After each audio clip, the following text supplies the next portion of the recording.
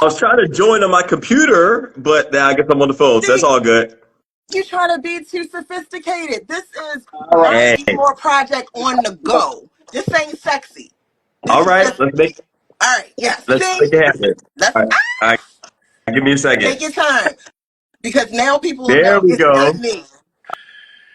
All right. All right. Give me All one more second, and right. we'll be great. Can I get some waves or high fives because Dion, I be holding it together, guys. It's like a panic attack up here. Right. You're good. Shucks. Good afternoon, good evening, Councilman. Before we jump in, I want to do a formal introduction of you. And as I tell everyone, if I miss anything, feel free to jump in, All okay? right. All right. All right. So this evening we have Councilman John Doctor.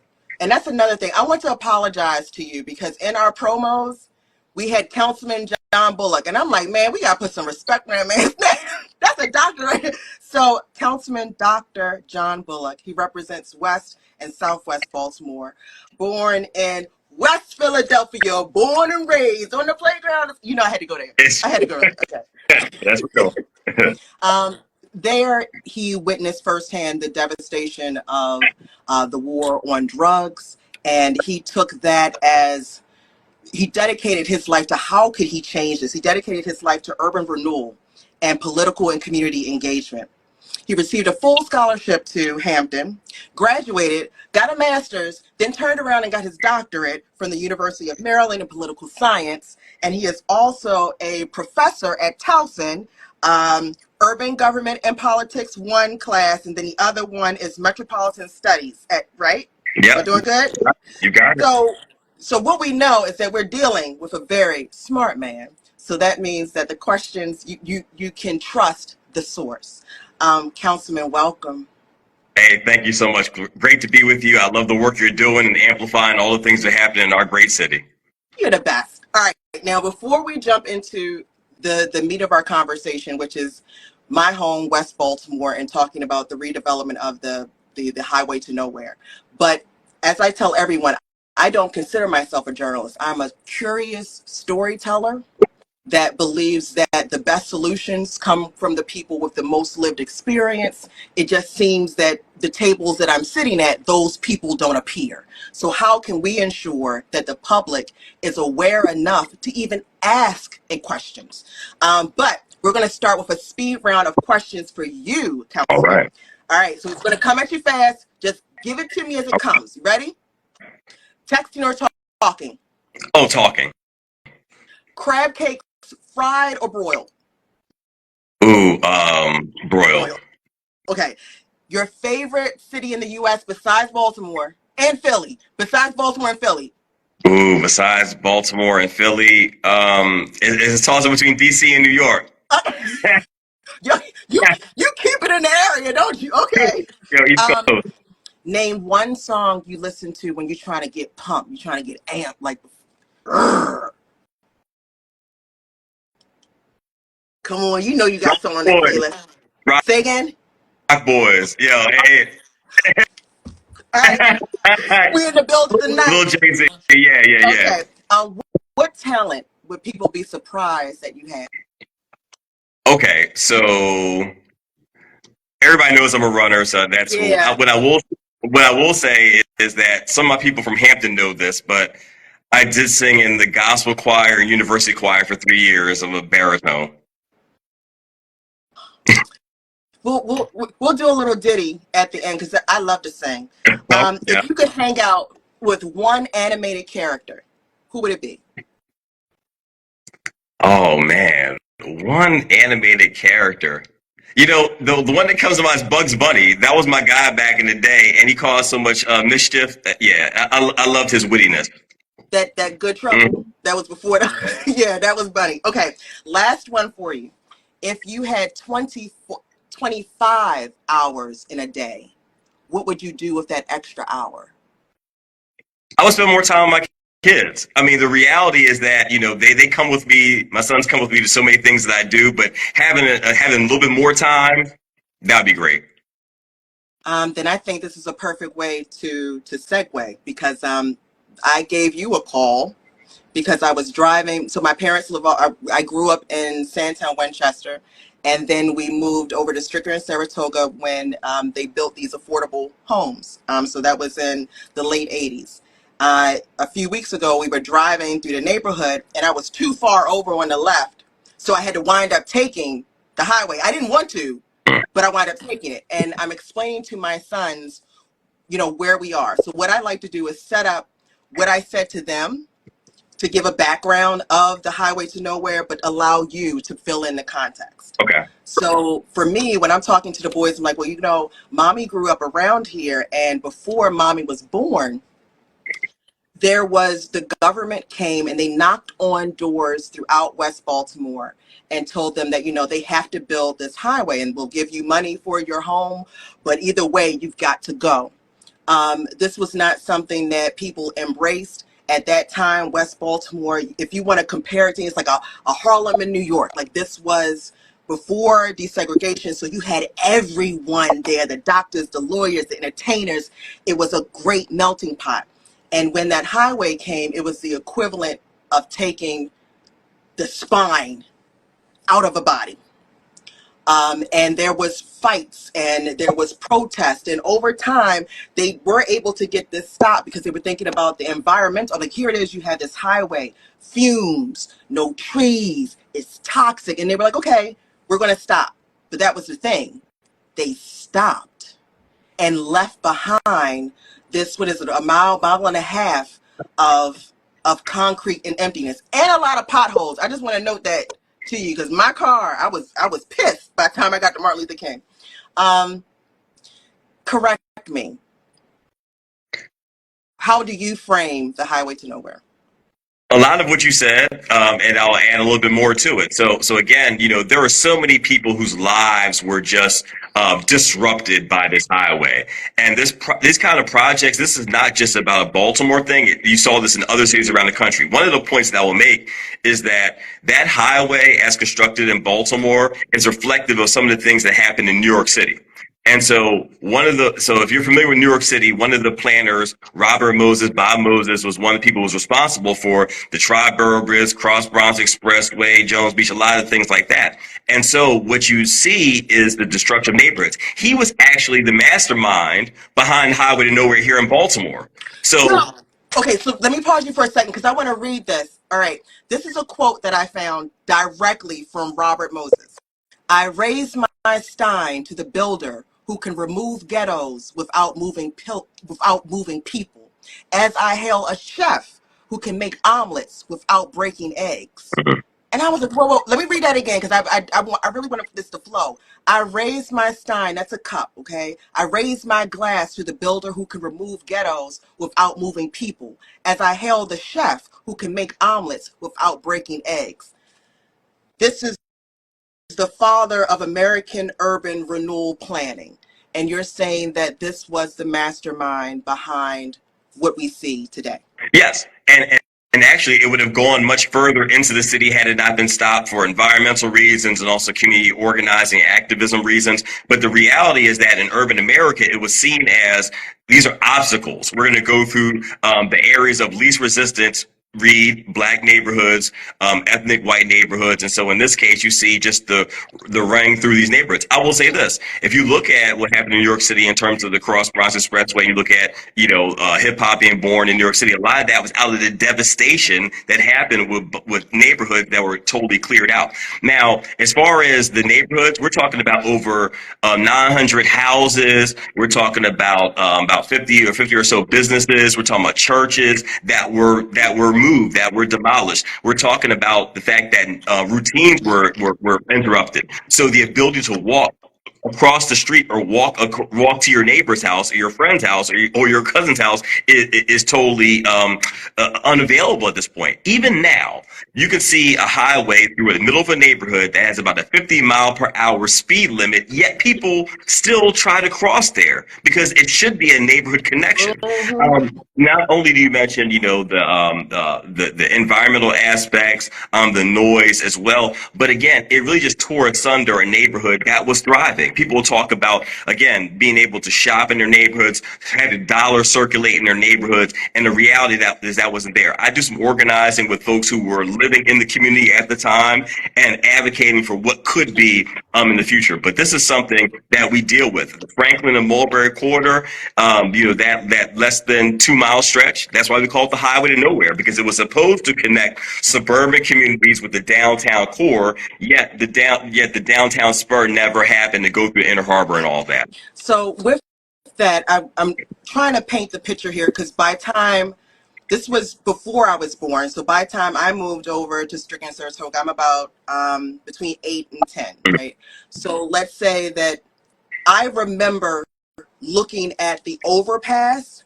It felt like a journey. So for me to go from Strickland to Saratoga, and let's say I'm going over to Harlem Park, it felt like I was going into a completely different world, because you have to walk across what seemed like, again, to a 12-year-old, just a far stretch of cement. A few years ago, Above It All, which is a nonprofit organization that focuses on mental health for families and children, they had a kickoff event at Harlem Park. And I'm there enjoying my time with my family, and I look over across the street, and there are people standing in front of the Harlem Theater, and they're giving tours. And I'm like, wait a minute, what? And I'm from here. I'm like, what is this? So I take the boys, we go, and I have never seen architecture. So like I felt like I could feel the spirits of Billie Holiday, Cab Calloway, Ella Fitzgerald. And then I'm reading how Harlem Theater was like this mecca. And I'm like, my God. And I started to cry, because I'm like, do you know how much of a fool I felt like to know that I passed this throughout my years, but because the 1,500 people that were also ripped away from this community, that's information, that's institutional knowledge, and those people are here. Oh yes, oh yes. One thing I got to say as you talk about Harlem Park, one thing I mentioned New York City as being one of my favorite cities. I have some great friends from New York, but also my mother was raised in Harlem, New York. Okay. And here Oh, I am now, and I represent Harlem Park. And one of the things I'm very proud of in doing in this current session is making the Harlem Theater an historic landmark here in Baltimore, because the whole history of it is it being a church and that right. theater, and now being a potential for community space and artist space, and reinvigorating the possibilities of this neighborhood. The reality is that these neighborhoods, including Harlem Park, Lafayette Square, Franklin Square, all the neighborhoods, Rosemont, that got affected by this highway, these were vibrant communities. We're talking about stable, working, the middle class Black communities you mentioned, whether we're talking about postal workers, teachers, doctors, dentists, lawyers, business owners, all of that in this mix. And so now we have communities that have been fractured not only physically, but also emotionally through this. And so now we're also trying to rebuild our communities, rebuild ourselves, rebuild our economies, and also our ways of being able to be connected with one another. Can you give more information on, all right, we're hearing about the redevelopment. I'm understanding a $2 million grant has been provided for, and I'm not even sure this is like for construction, it's actually just for the planning and envisioning what we're going Right. to do. So explain to me what Baltimore United Planning Project is. Give me Yeah. context. Yeah, so part of this is related to a government grant around the Reconnecting Communities program. And so literally reconnecting communities. We have a community that's been divided by a highway. How do we then connect folks in terms of what's possible and also sharing those ideas? And so there's been a number of meetings that have happened, because for those of you who don't know, we're talking about an area that had been leveled out. The area is literally sunken into a highway, right? So all those houses, they're literally demolished, and there is a throughway. And so there are possibilities. One possibility that I was an advocate for and still am an advocate for is for a transportation improvement, the Red Line, which would be a light rail project that would go east and west 14 miles to connect people to jobs, housing, resources, school, and all that. That would also spur development in this area. Now, just to let you know, that was a program that the state of Maryland had already sunk over $200 million into. There was a commitment of over $800 million from the federal government. Yet the former governor of Maryland cut that program in 2015. And so all of that money, 200 million, that was lost. The money we literally gave back $1 billion to the federal government, right? And so if you compare Baltimore to other cities, the one thing we lack is a comprehensive transportation system. And that's something that we still wind up dealing with. So that's a possibility. The other possibility we talk about is also, what about housing, right? I mean, because there's a way that you could use that as a potential area for the train to go, but there's still area over top of it. And so could that be filled in terms of housing or retail or other uses? So to have a fully functional mixed use community, because that's what it used to be. If you talk to our older adults who were here in the 50s and 60s and before, they would talk about, the bowling alleys, movie theaters, there's restaurants, all that. And so in order to have a really vibrant neighborhood, you need to have that mix, the ability for people to hop on a train or light rail to get where they're going, but also to be able to shop and spend money in their neighborhood, support local businesses, and have a thriving local economy. But in order to do that, you have to have the people at the table. The mistake that was made in the really since the 30s, 40s, 50s, when there were highway projects and urban renewal, and people in the planning role, we refer to urban renewal many times as Negro removal, because over three-quarters of those projects in the first 10 or 20 years wound up being displacing African Americans, whether they be in Baltimore or St. Paul. And I'm not making up St. Paul, I'm using that for a reason. So again, regardless of the size of the population, those are the areas slated for these projects. And the community was never at the table.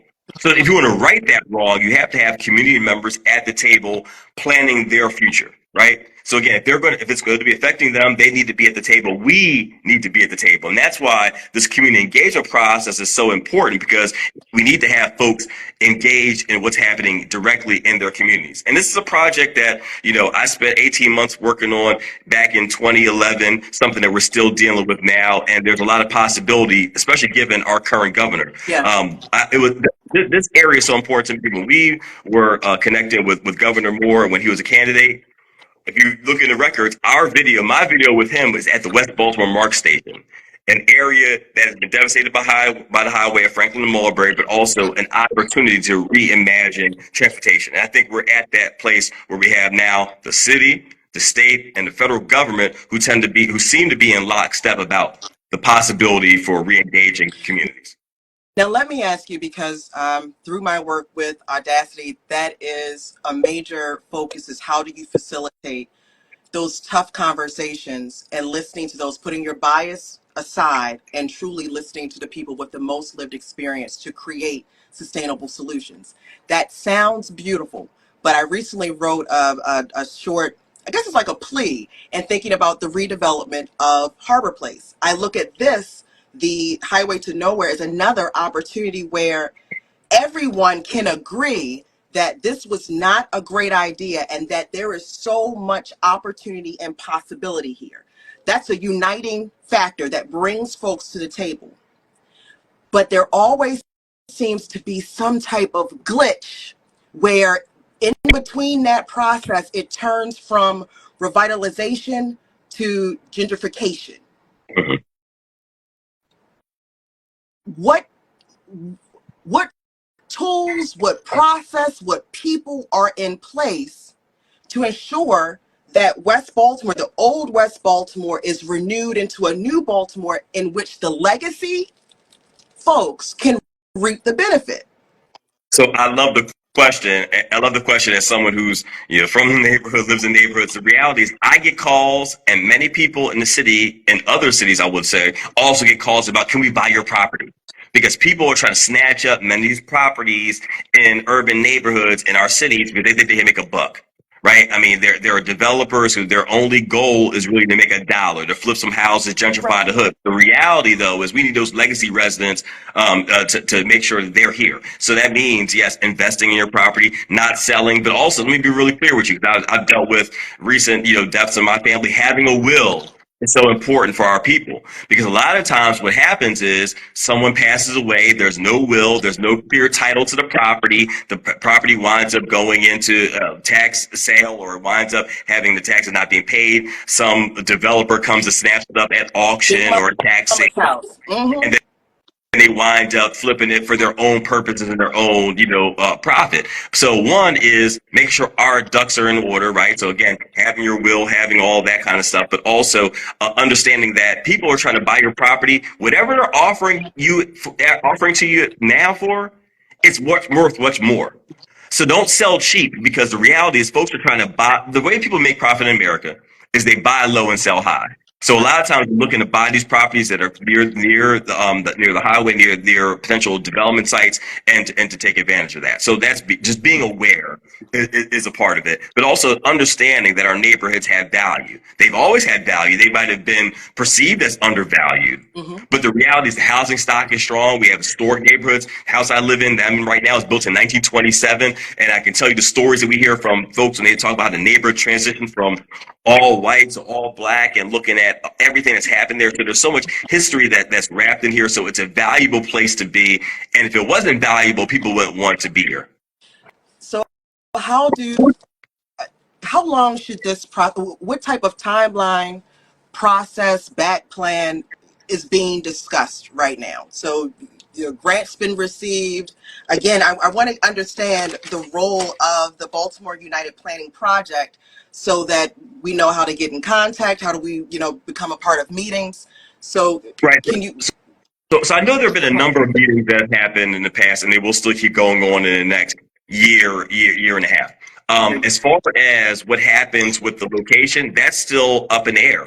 And because it's contingent on several things, right? It's contingent on federal funding. It's contingent upon, any potential alignments as far as transportation. So the good thing is that we have an opportunity to think about what's possible here before any shovels get in the ground, before any program or plan is solidified. So that's why it's very critical. And I will say we went back to years ago when we were looking at maps. And some of the meetings I've gone to, we look at, okay, what does the map look like now in terms of green space, housing, transportation? What do you want to see in the community? Because I've mentioned things about rail, but let me be clear about you. Bicycling is also important, and this is hard to say.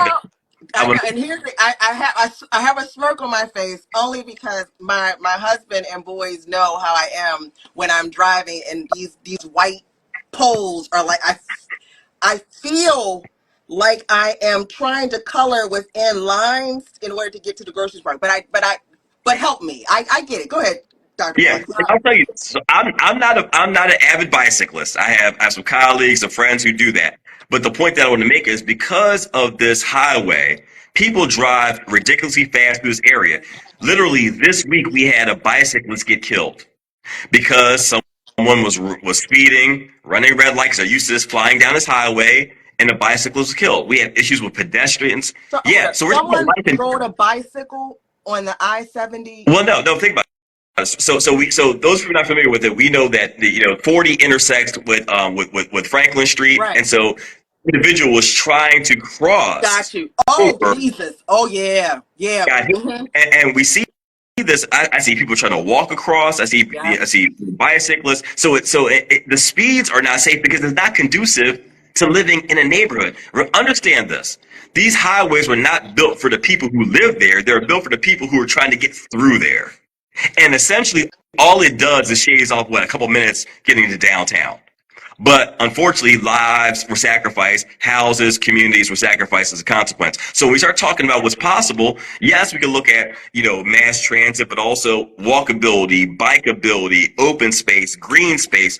All of that is key in terms of a vibrant community. Right? How do kids get to school? We have schools that are in the areas. All of that, and so we could talk. We could talk for days about that. But in terms of the process, there are a series of meetings that will be happening where information is being gathered. The challenge, I want to say this as well, because I heard this from one of our seniors, one of our older adults.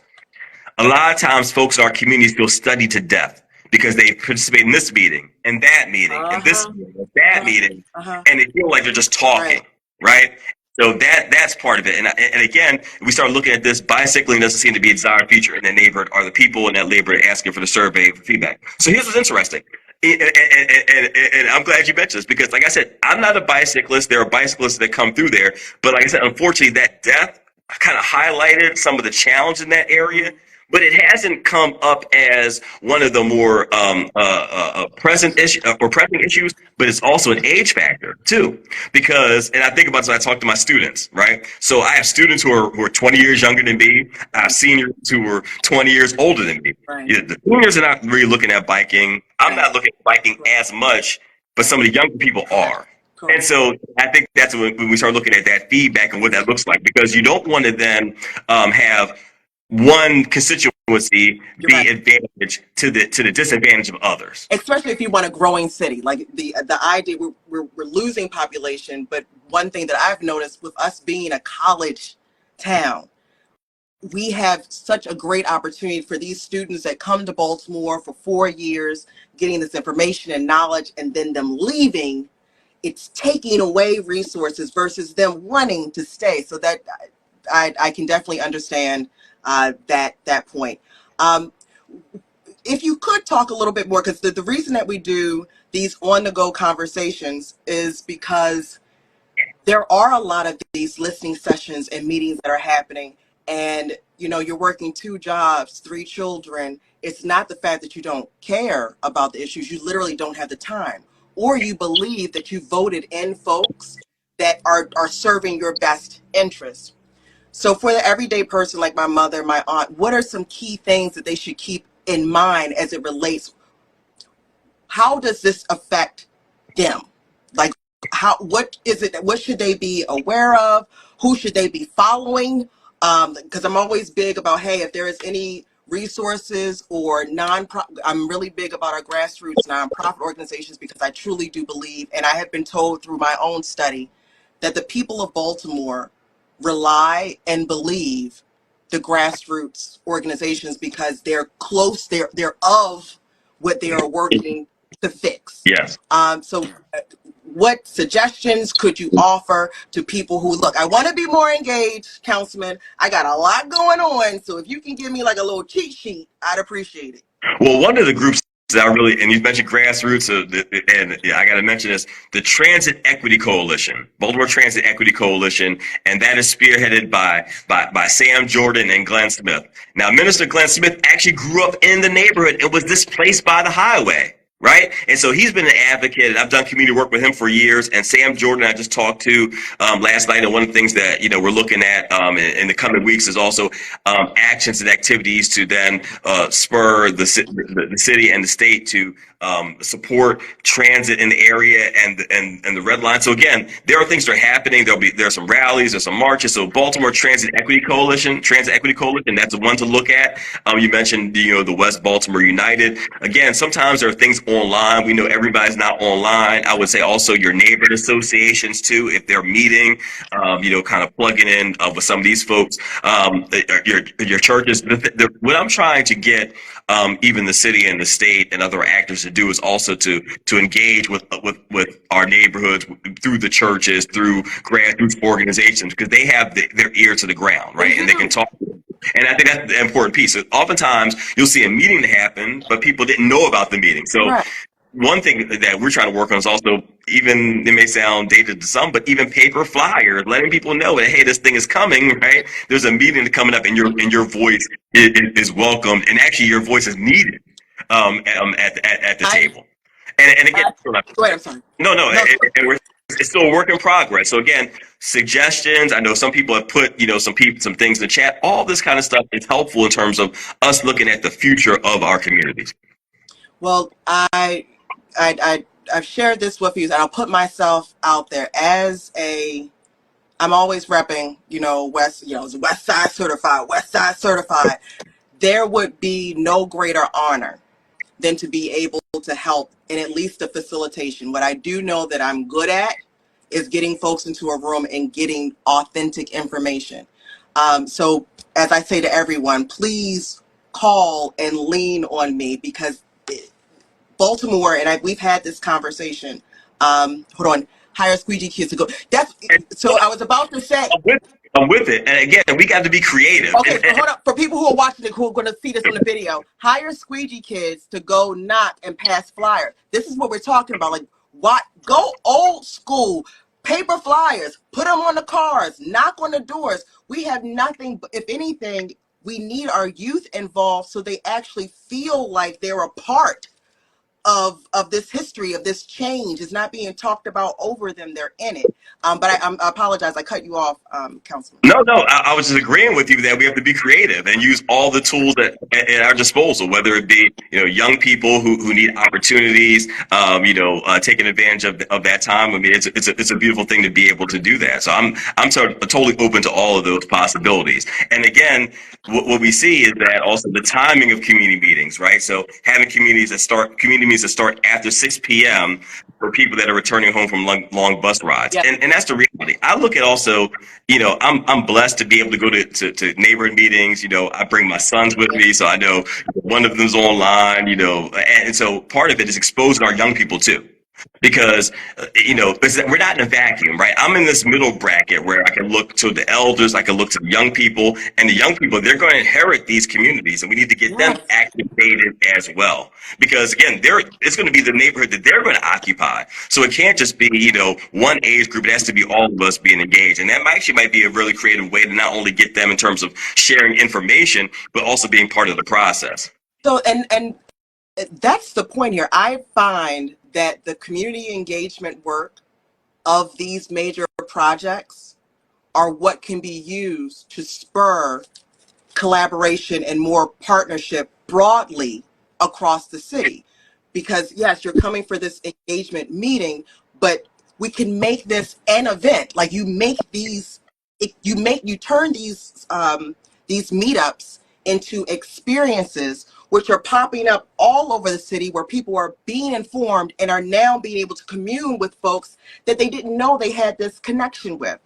So I'm happy that would you agree? Like, No, this is I good agree. marketing. And I will say, it was helpful in my development, going to meetings and poring over plans and talking to folks in the community, not only sharing what I thought and what I felt and what I knew, but also hearing from them and being informed about what was and also some of the challenges. So it should be and could be a collaborative process. That's really the goal. And so we talk about reconnecting communities. That's what it's all about. Yes, reconnecting them in a physical way, but also building community capacity too. So I'm not going to keep you. With Audacity Group, we have something called the 8 Mile Rule. And I won't take you through the whole setup, but at the end, we've actually had the conversation about my whole 8 Mile Rule. But the idea is, call it like you see it up front. Don't wait for someone to pull your shit. Own it. Okay.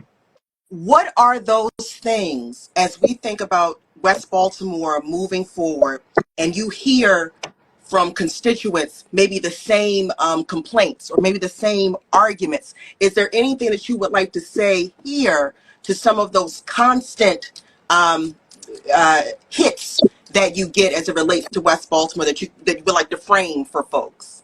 Ooh, I would say, there are two things that I deal with quite often, almost every day. And the two things are vacant houses and trash. And those two things come together. The reality, that corridor has a lot of vacant properties because, again, it became less desirable for some. And again, just the devaluing of our communities, right? The tearing asunder of relationships. Yeah. But then when you have vacant properties, you're also going to have things like dumping because people think that, well, no one lives there, no one cares about it, and we're going to dump. Now, the other thing that I'm going to share is also our responsibility. And I say this in terms of us, in terms of what we do, right? So when we see trash, about cleaning up in front of our own houses, right? Being responsible for our kids and our grandkids, because oftentimes we see those potato chip bags. That's not somebody from the county or that household trash, right? That's a neighborhood thing, right? Now there are people who do come from the county and dump tires and mattresses and things like that. So that those things do happen. So it's one, keeping an eye on our community, having pride in our community. So again, we have to respect our own neighborhoods. And again, that's being a part of our neighbor, whether it's going to the meetings or just talking to people on our block, making sure that we are, taking pride in our neighbor, cleaning up, having those cleanups. Because what I see, and I'm speaking for men here, is that oftentimes our neighborhood associations, our neighborhood groups are led by women, and and be by, frankly, senior women. And Say it again. I think because we keep talking about, and come out to these associations, use the associations, and I'm like, do we understand the makeup of our association? So please frame Yeah, that. no. Look, I was vice president of my neighborhood association, and when I got there, it was me and a lot of the seniors, and I love them, and I still do. But they task me with things, right? Because again, we have to be able to pass that baton, right? There have to be younger people coming up behind us, not only seeing what we do, but also carrying it forward and thinking, how do we then make an improvement upon what the previous generation did? Oh, I got an idea. What about if we do? Because I'm all about ideas. I love it. Go That's ahead. a perfect internship work study where our youth really work with our neighborhood associations, specifically our neighborhood associations. Like, could you imagine if there was actually a pipeline of youth that are going into every neighborhood association and being involved and engaged, like making Well, it a part of what is youth works, like you that's one of the assignments with youth works. You have to go. We have all of these associations. You're going to go there and you're going to do some social media. You're going to do some canvassing. You're going to do some. look, Dion, I'm taking it down because I like this idea. Because let me tell you why too. A lot of our young people or a lot of our neighbor associations really stopped operating during the pandemic because not everybody's able to do this online thing, right? So even just that technical capability, right, is key to be able to keep communities going and thriving and having other people engaged. So we had a lot of challenges we're still dealing with from the pandemic. So yeah, that's a key one. I'm excited. Okay, so because I really, to me, our problems are not as difficult as we frame them Hmm. if we could better communicate and have a level, at least a base level of trust. And trust is built over time. Right. And what I'm seeing in these next three to 4 years, Baltimore, as I've said to people, it will be built with you or on top of you. And what I would Hmm. prefer is for us to be engaged and we're building together. So I want to thank you for taking. Hold on, it was one that came in. I want to make sure that I get this. Can you read that rather than acting like? Wait, hold on. Let's. Brothers and many organizations led by black men are out doing community cleanups every week rather than acting like black men aren't active. Let's point out. Oh, yeah. So here's the thing, right? And I'm glad this is mentioned, right? We do have men that are active in some places. I think about We Are Us is another one that's doing some great work, right? And so there are organizations doing. I see Aaron Maben, he does some great work. But what happens oftentimes, I'll give you an example. There are two major cleanups that happen every year. You think about the mayor's spring cleanup and the fall cleanup. And quite often, our office is out there with senior women helping to clean up neighborhoods. At the same time, we know there are folks that are in the neighborhood as well. So again, we can also utilize some of the institutions. And I'm glad that folks are mentioning like Coppin, right? Coppin's not is right in our backyard, right? That's another opportunity for some of our students to be engaged. Look, I'm an HBCU grad. Yep. I love it. And so having our young people engaged in what the work looks like, even for Towson, I also used to teach a community organizing class and a community development class, and we will bring students into the city. So we have to be creative with all those options. So again, we know there are people who are doing good work, not to slight anybody, but we need more of it. We need more. Receive. Okay, so Councilman, before we part, what I do state is worth any more of these questions. And I hope that people recognize these questions are being answered. So if there are any that are missed or more that are missed after this live, please share that with my Be More project. And everyone that we speak to, like the councilman, they will follow up with answers. Because the idea is that it's not that we're not doing good work. It is the fact that we could be doing so much more. If we could just provide some outlets for people to better understand how they can engage. I will say this, you have some folks that look at engagement as, I have to go out and march. And there are some people that I'm like, hey, it's maybe you're not a marcher, right? But you can still give a call to someone, a council person, someone that's close to the problem to give a suggestion. There are alternatives in order to get involved. So I want to thank you for taking this time. And I want to know if there's any, well, actually, before you go, I wanted to know, I saw that there is a meeting that is coming up All right, hold up. Okay, so with the Baltimore United Planning Project, there's a workshop that's happening on Saturday, February 10th at 9 a.m. at Augusta Fells Savage Institute of Visual Arts. So for anyone who has been listening and they're like, hey, because I'm also one of them, how can I learn more? Again, this Saturday at 9 a.m. there will be a workshop, work group meeting where you can get started with your engagement. And I'm glad you mentioned that too, because we had some inclement weather, which canceled one of the meetings, so it had to be rescheduled. So look how the divine universe works, and so it God works is like that good. sometimes. And talk. So God is thank you for good. that. And again, thank you for the opportunity, because I'm thankful for not only for you, but for the people who tuned in and the people who challenge us, right? Because again, that's what this is about, right? This community, right? And so when people have ideas, we need to put those together, and all that's for the benefit of all of us. So again, I appreciate the time. I appreciate what you continue to do, because there's so many great things that are happening in Baltimore. We need to be able to amplify that. Well, I want people just to know you were the first, our first conversation for Black History Month, the first Wednesday of February, and we're going to end out our Black History Month or February month with Nika Normandy of Fight Blight Be Yeah, More definitely. on the 28th. So again, the idea is really to bring the folks that are closest to the challenges to the people who just need to know. So I'm going to put out Fight Blight Be More as another organization to follow. And there are people that are doing and have And been doing the they work. does great work, challenges us as she should, and as others do. That's what this whole process is about, and I love it.